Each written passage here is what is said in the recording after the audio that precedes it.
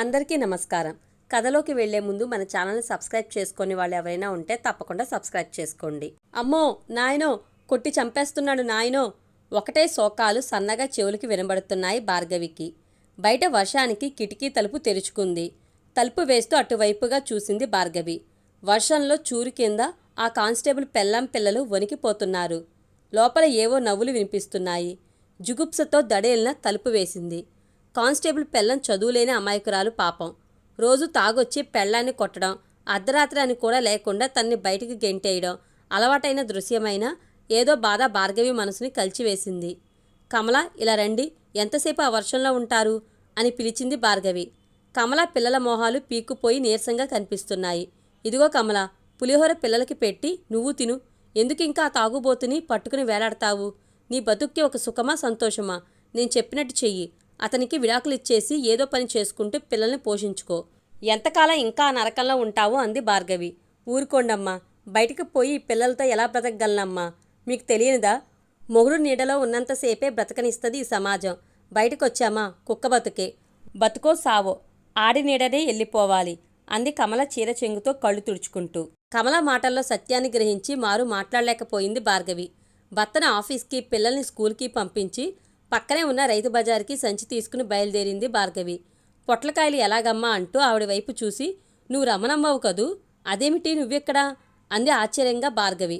రమణమ్మ భర్త గవర్నమెంట్ ఆఫీసులో అటెండర్, బాగానే సంపాదిస్తాడు.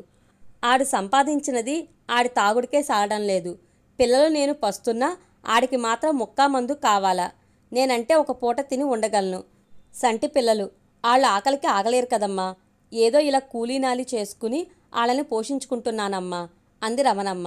రమణమ్మ చేతిలో బలవంతంగా ఒక 1000 రూపాయలు పెట్టి భారమైన మనసుతో అక్కడి నుంచి కదిలింది భార్గవి. ఏమిటి దీనికి పరిష్కారం? తప్పు చేసేది మొగుడు, శిక్ష మాత్రం భార్యా పిల్లలకా? ఇదేమి న్యాయం? ఆక్రోశించింది భార్గవి మనసు.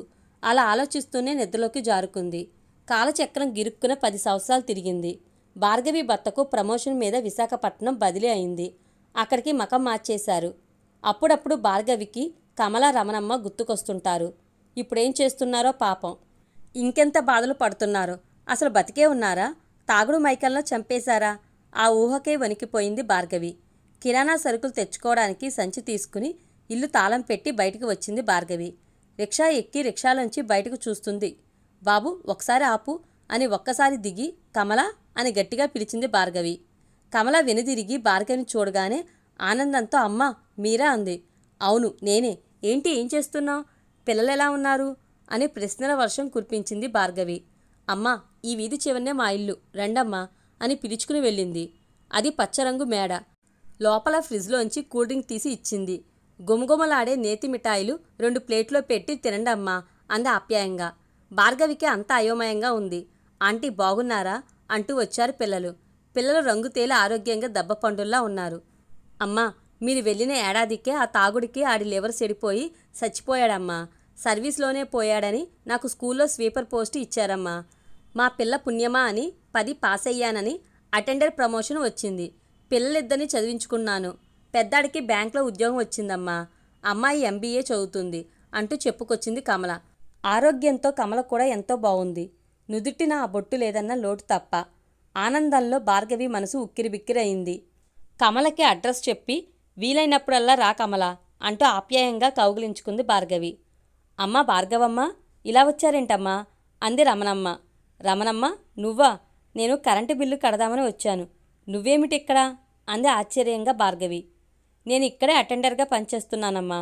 8 ఏళ్ల క్రితం తాగి వస్తుంటే లారీ గుద్దేసి ఆడు చచ్చిపోతే ఆ ఉద్యోగం నాకు ఇచ్చారమ్మా అంది రమణమ్మ. ఏంటి విశేషాలు? పిల్లలేం చేస్తున్నారు అంది భార్గవి. అమ్మాయికి టీచర్ ఉద్యోగం వచ్చిందమ్మా. కొడుకు హైదరాబాదులో అదేంటో IIT అట. నాకు నోరు తిరగదమ్మా. ఆ కాలేజీలో చదువుతున్నాడమ్మా అంది సిగ్గుపడుతూ. చాలా సంతోషం అంది భార్గవి. అట్టా అంటే కాదమ్మా, రేపు గృహప్రవేశానికి వచ్చి భోజనం చేసి వెళ్ళాలి అంది రమణమ్మ. తప్పకుండా వస్తాను అంది భార్గవి. కలకల్లాడిపోతుంది మెర్క్యూరీ దీపాలతో, రంగు దీపాలతో. చిన్నదైనా వెలిగిపోతుంది రమణమ్మ కొత్త ఇల్లు. కమల పిల్లలు వచ్చినట్టున్నారు. అందరూ ఆప్యాయంగా ఆహ్వానించారు భార్గవిని, భర్తని, పిల్లల్ని.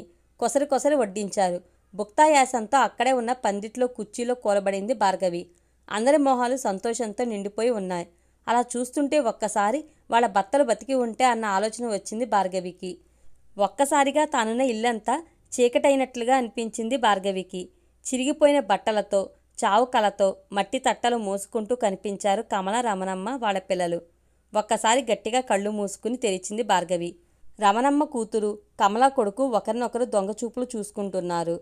అమ్మా, మీ మంచి మనసుతో మమ్మల్ని ఆశీర్వదించండి అమ్మా అని భార్గవి కాళ్ళకి దండం పెట్టారు రమణమ్మ, కమల. 2 చేతులు వాళ్ళ తలపై వేసి నిమిరి అక్కున చేర్చుకుని సౌభాగ్యవతీ భవ అని మనసులోనే ఆశీర్వదించింది భార్గవి.